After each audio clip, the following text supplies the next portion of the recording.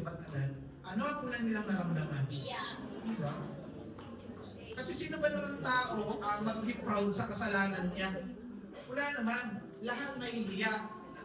Pero wag natin ipagamit, makinig, wag natin ipagamit yung hiya para lumayo tayo kay Lord o para lumayo tayo sa pinapagawa ng Diyos.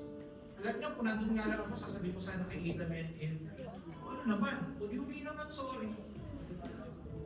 At patuloy, mag-uot sa buhay. Amen po ba? At sino ba naman ang hindi nagkakamali lahat? Kaya nga meron tayong daily repentance.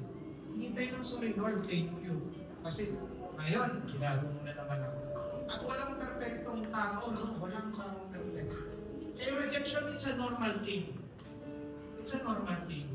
Kung ma-reject ka lang din naman para kay Kristo, mas okay na yun. Kaysa tanggapin ka ng mundo, mas kaaway ka naman. Amen po ba?